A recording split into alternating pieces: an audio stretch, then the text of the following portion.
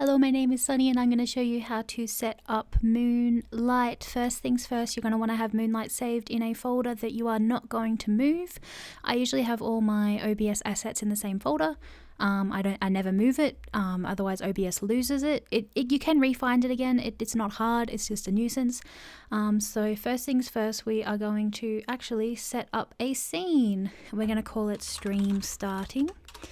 And this is where we're going to put our stream starting screen. You don't have to add it, but I think it's a nice thing to have. And then we're going to go over to sources and add if you are using the static images, you're going to add an image.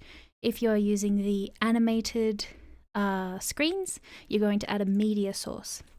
And you might want to call it something like Moonlight stream starting, just so if you need to add it to another scene, you know what it is.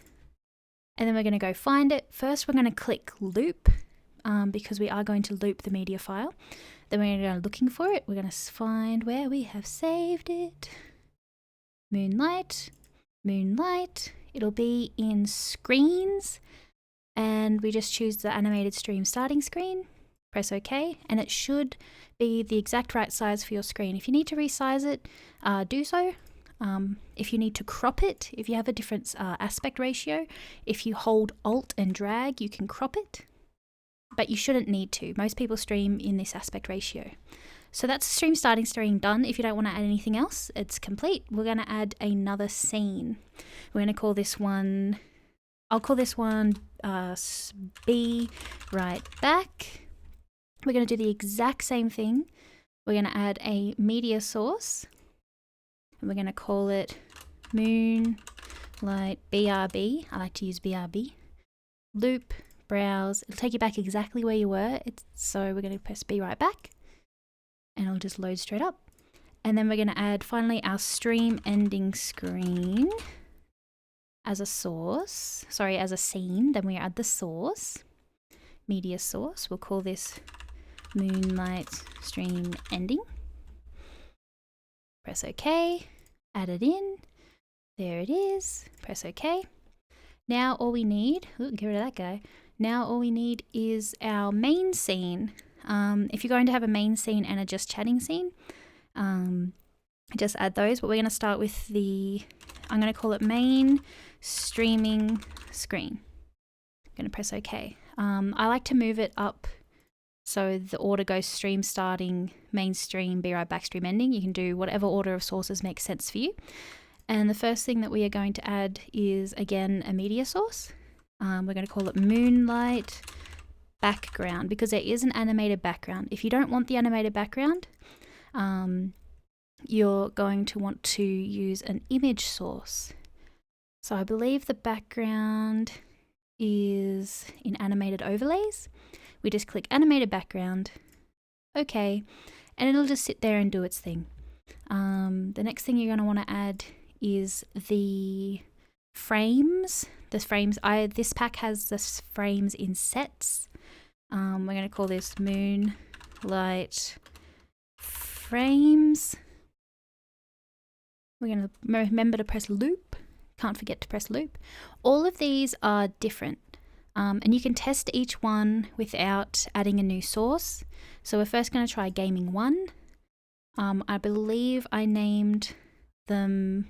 I didn't name them the way I thought. This frame has the frame for your game, chat frame, new follower, new sub, new tip. If you want to change that one and test out a different one, just double-click Moonlight Frames, go to Local File and press Browse. Try Gaming 2.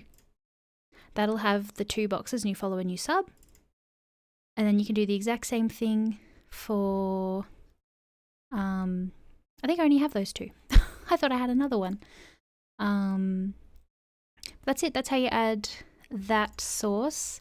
Now, if you're playing a game or something, what you're going to add is your game. You probably already know how to do that, but just in case, you're going to add your game capture and you'll call it the game I am playing.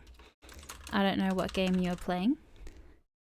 Add that, and you're going to, I usually choose a specific window, and I'll just add my Clip Studio Paint. That's not Clip Studio Paint.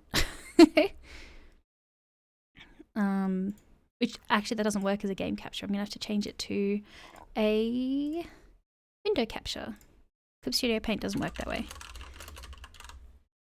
But you can do it as a, there you go, you've got your capture. And what you're going to do is you're going to move it down below your frame just with these little arrows. And then you're going to line it up. If you find it's clicking into place and not sitting right, if you hold Control and move it, it won't do that clicking in thing. And then you just resize it. And you might have to crop it. I usually crop out bits of my Clip Studio anyway. So you hold Alt and shift it over, and then it's perfectly cropped for the frame. If you want to add your model, I assume you know how to do that. If you don't, VTube Studio, if you're 2D, you add as a game capture. I don't have it open right now, and you remember to click Allow Transparency, and you just set it up over here exactly as you set up this window, wherever you like it. And then we'll do pretty much the exact same thing for the Just Chatting screen. If you want to add one of the items, like the Moonlight chair, we add the Moonlight chair. It's an image, we find it. It's in our file objects. We'll add our chair, shrink it down, pop it in the corner, and now we have somewhere to sit. It does block the chat box, but that's not a huge worry.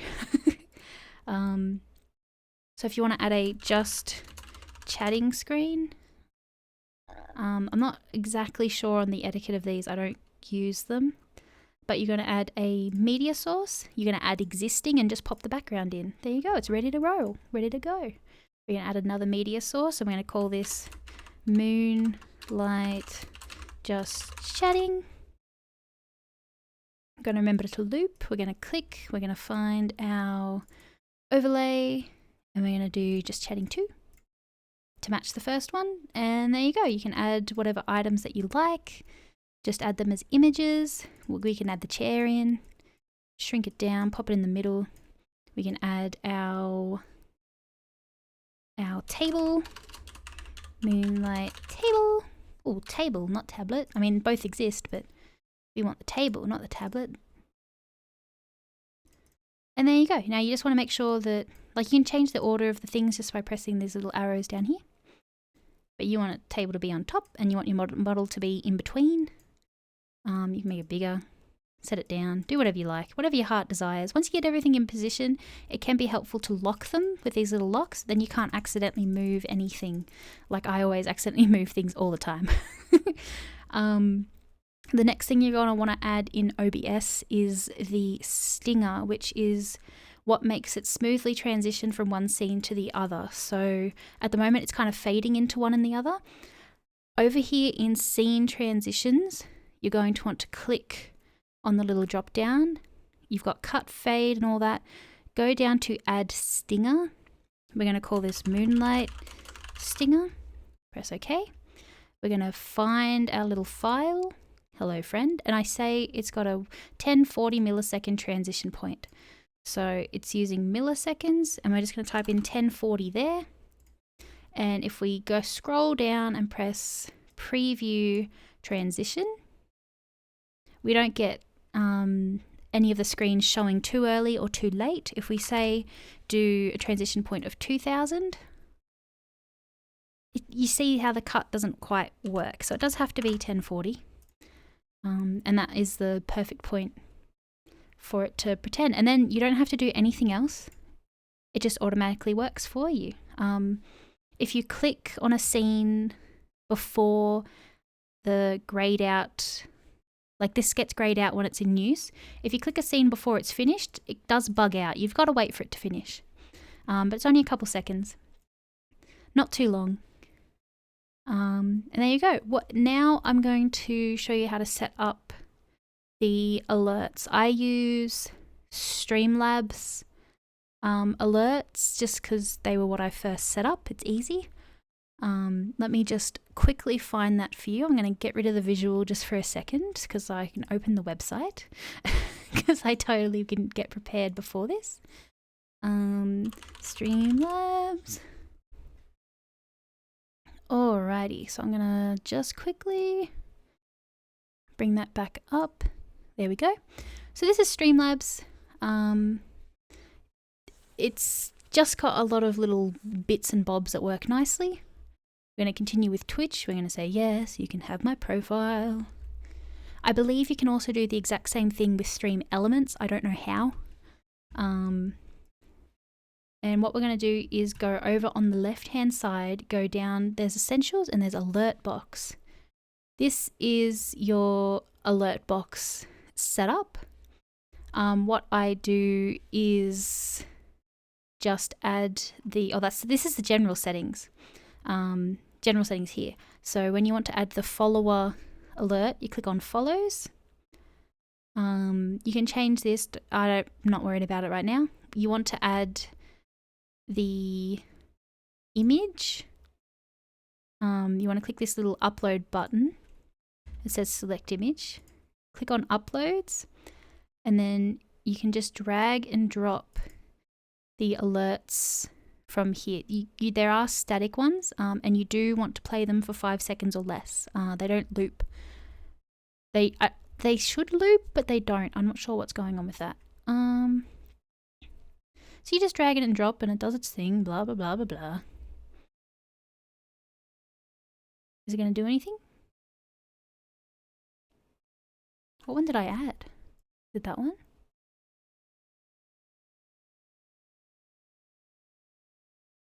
Hold on a second.